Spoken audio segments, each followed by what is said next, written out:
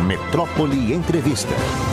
A gente vai conversar agora com Murilo Ribeiro, ele é diretor do Palacete de Artes aqui da Bahia e está com a exposição da série Eu Nasci há 10 mil anos atrás, a exposição Murilo Ribeiro, um contador de histórias.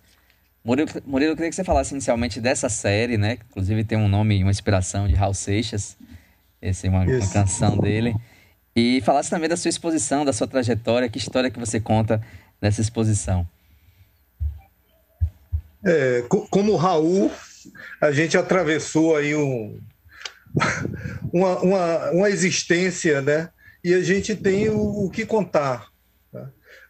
Quando a gente pinta, não é só pintar. Né? A gente se coloca diante do mundo, coloca as coisas que a gente acredita.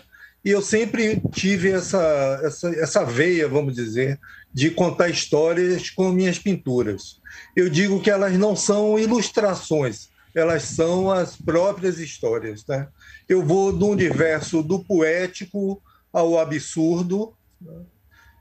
Me valendo da minha experiência, da experiência dos outros, inspirado um pouco na contação do cordel, do Nordeste, abordo temas diversos.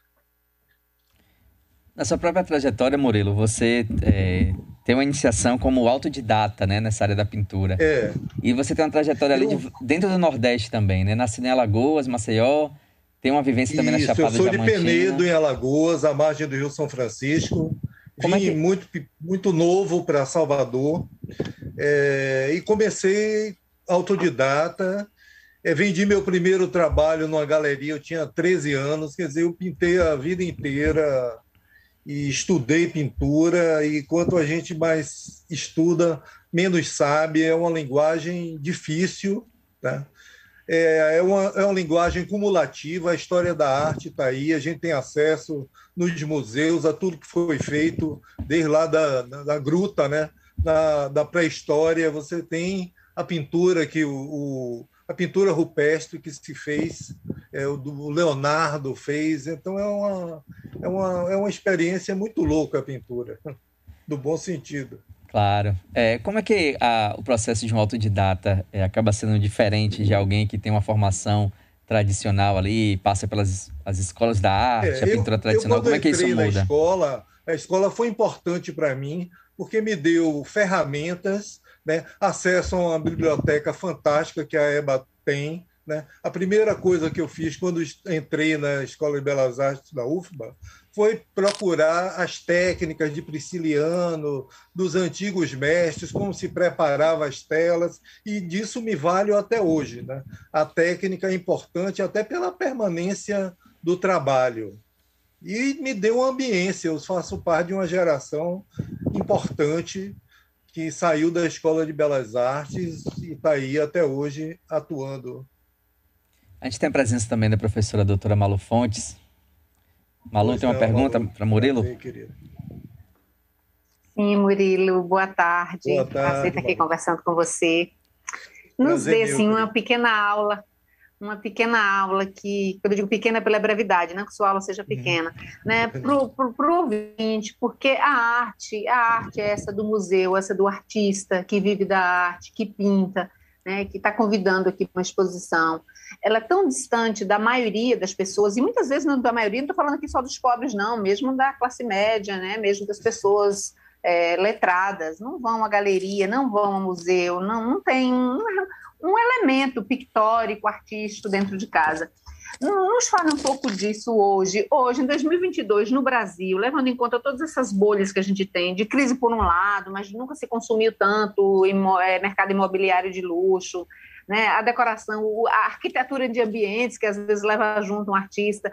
Como se constrói hoje a carreira de um artista? Como a gente chega ao consumidor final? E esse mercado, levando em conta, né, essa desigualdade toda de o país, por um lado, estar muito pobre, por um outro lado, ter uma classe média alta que nunca enriqueceu tanto, né? Nunca tivemos tantos milionários e bilionários no ano. Como é que está o mercado hoje? Como a gente fura, digamos assim, como é que eu saio de um artista que está começando a pintar e acho o meu cliente e chego ao museu? É bem difícil, né? A afirmação profissional de um artista é difícil em todas as linguagens, né? Nas artes plásticas eu acredito que seja mais difícil ainda, né? Porque você tem um mercado que é diverso, inacessível, como você bem falou, né? Você tem hoje os decoradores, né? Você tem, no país, você tem de Biafra a Suíça, né? Os padrões. O que eu acho que é importante eu vejo a arte como uma forma de expressão. Por exemplo, todo mundo devia pintar, né? Mas nem todos serão artistas, né? Você pintar é mais uma maneira de você se expressar, mais uma maneira de expressão para você. Tem os que vão desenvolver um artista que terão qualidade ou não, né? E também é confuso essa coisa da qualidade. A arte contemporânea ela pode tudo. Então, e muitas coisas também interferem no mercado, nos preços. Você tem quadro aí dos mestres de bilhão, né, quase. É muito louco. Muito difícil a afirmação e a trajetória de um artista. Eu, por exemplo, quando eu comecei, era muito mais fácil do que hoje, até para mim. Hoje a gente vive um momento muito difícil, né? Depois dessa pandemia, que foi uma loucura, para mim foi o escape, né?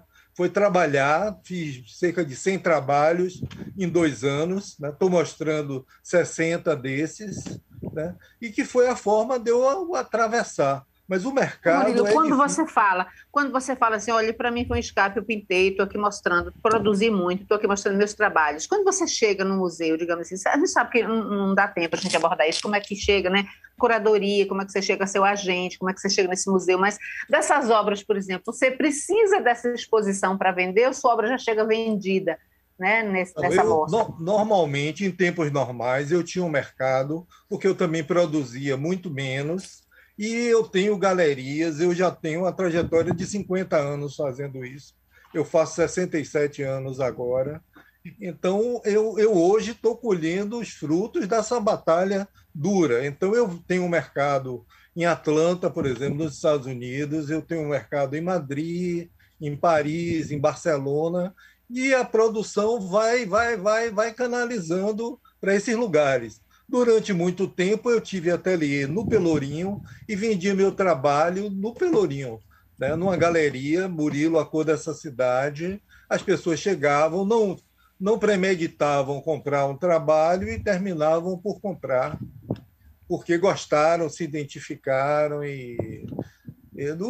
Meus clientes não são os milionários, meus clientes são pessoas classe média que se identificam, que gostam e admiram o trabalho.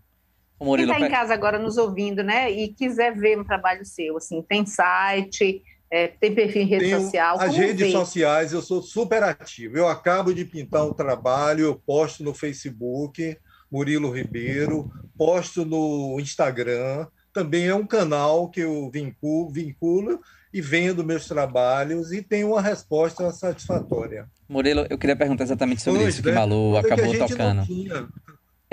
Essa era das redes sociais, né? Principalmente o Instagram, que é uma rede bem imagética, reprodução de obras de arte, as pessoas usam para vários métodos, né? E a arte está ali também nesse formato. Quanto isso acaba, de alguma forma, sendo copiado ou pirateando obra de outras pessoas? Você já viu isso acontecer com sua obra, por exemplo? Você expor algum modelo e isso ser usado como cópia, outras pessoas reproduzirem aquilo? Eu já vi queixas de outros artistas falando sobre, ao mesmo tempo que é uma vitrine para expor, divulgar o trabalho, mas também há um perigo de outras pessoas copiarem, não atribuírem os créditos, os direitos autorais devidos a cada artista. Você já passou por uma situação dessa? É uma preocupação premente ali para você, para os artistas? Não, para mim, eu tenho um trabalho muito pessoal e não tive experiências assim de roubar, uso indevido. Normalmente as pessoas compartilham e dão os créditos devidos. Eu acho muito rico o Instagram, você vê muito trabalho e muito trabalho de qualidade. é surpreendente, até mais que o Facebook. No Instagram eu descubro artistas do mundo inteiro que são muito interessantes. Você acha que isso modifica assim, a própria organização da arte, essa capacidade de divulgação sem fronteiras, mais internacional? Divulga muito mais. Uma postagem é vista por, eu tenho um controle, 3.000, 4.000 pessoas. É coisa que muita exposição a gente não tem essa visitação. Fora isso, você faz amizade e conhece colecionadores e clientes do mundo inteiro. Eu tenho amigos na Rússia, amigos na Inglaterra, coisas que eu não teria se não fossem as redes sociais, o conhecimento que eles teriam do meu trabalho e eu dos dele, inclusive. Agora, voltando um pouquinho da sua origem, assim, você falou de Penedo, né, em Alagoas, você também tem uma passagem, né, um momento de sua vida ali na Chapada Diamantina, em Morro do Chapéu. Isso, eu morei no Capão, morei em Morro do Chapéu, adoro a Chapada, sou chapadeiro. O quanto isso você acaba atrelando a sua própria arte, né? Essa relação com o interior do Nordeste, né? Com a água ribeirinha ali de São Francisco, a Chapada Diamantina, como é que isso se incorpora no seu trabalho?